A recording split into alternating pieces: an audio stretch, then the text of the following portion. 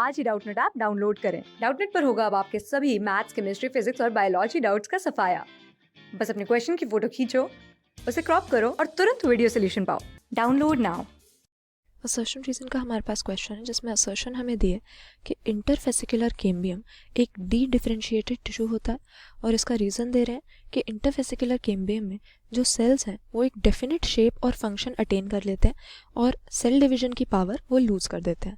सबसे पहले interfascicular cambium की अगर हम बात करें तो ये हमारे वैस्कुलर कैम्बियम का ही एक पार्ट होता है। वैस्कुलर कैम्बियम यानी वो सेकेंडरी मेरिस्टेमेटिक टिश्यू जो हमारे प्लांट के वैस्कुलर टिश्यू सिस्टम में प्रेजेंट होता है, यानी जाइलम और फ्लोएम जो हमारे पास दो कॉम्प्लेक्स वैस्कुलर टिश्यूज़ होते हैं, इनके बीच में हमें जो सेकेंडरी मेरिस्टेमेटिक टिश्यू मिलता है उसको हम वैस्कुलर कैम्बियम कहते हैं।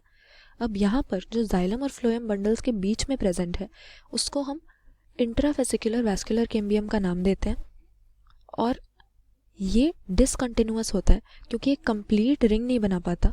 तो इस रीज़न से जाइलम और फ्लोएम के आसपास के जो सेल्स होते हैं वो मेरिस्टेमेटिक हो जाते हैं और मेडुलरी रेज नाम का एक स्ट्रक्चर बनाते हैं।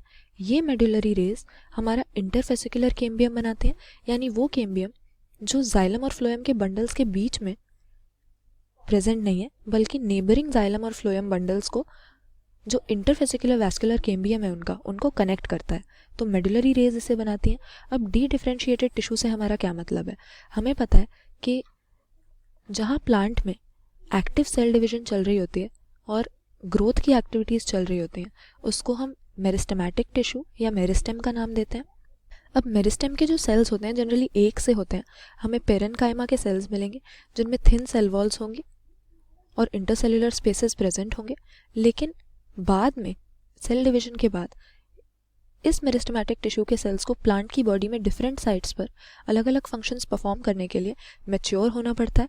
तो मेरिस्टेम के सेल्स जब मैच्योर होते हैं तो इसी प्रोसेस को हम डिफरेंशिएशन कहते हैं और इसमें इनके जो प्रोटोप्लाज्म होता है और सेल वॉल होता है उसमें कुछ मेजर स्ट्रक्चरल चेंजेस आते हैं, इस पे डिपेंड करते हुए कि किस फंक्शन को परफॉर्म करने के लिए ये सेल मैच्योर हो रहा है। जैसे कि अगर किसी मेरिस्टेमेटिक टिश्यू के सेल को जाइलम का ट्रैकेड बनाना है तो ट्रैकेड वाटर की कंडक्शन करवाने वाले मेन सेल होते हैं। तो इसके लिए उसको क्या करना पड़ेगा, अपनी जो सेल वॉल है उसको बहुत ही स्ट्रॉन्ग और इलास्टिक बनाना पड़ेगा ताकि हाई प्रेशर में भी वाटर को वो कैरी कर सके।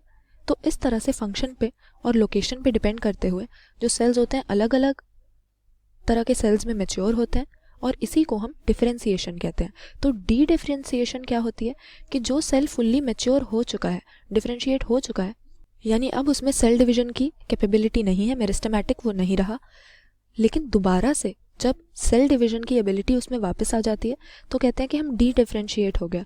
जैसा कि यहाँ पर हमने देखा था जाइलम और फ्लोएम के बीच में इंट्राफेसिकुलर वैस्कुलर कैम्बियम था, तो ये तो मेरिस्टेमेटिक टिश्यू था, लेकिन इंटरफेसिकुलर कैम्बियम बनाने के लिए जो जाइलम और फ्लोएम के बंडल्स के पास में पेरेनकाइमा के सेल्स प्रेजेंट थे उनमें मेरिस्टेमेटिक एक्टिविटी आई, तब मेडुलरी रेज बनी और इंटरफेसिकुलर कैम्बियम की फॉर्मेशन हुई, जिससे जो वैस्कुलर कैम्बियम था उसके पास एक कंटिन्यूअस रिंग बन गई।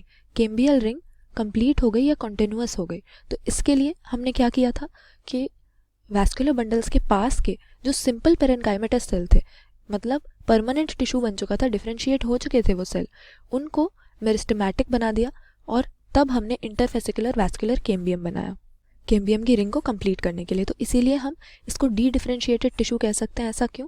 क्योंकि यहाँ पर ये फॉर्मेशन इसकी कैसे हो रही है, जो पहले से ही परमानेंट टिश्यू थे या डिफरेंशिएटेड टिश्यू थे उनमें अगेन दोबारा से सेल डिवीजन की एबिलिटी आई, उनको मेरिस्टेमेटिक बना दिया गया।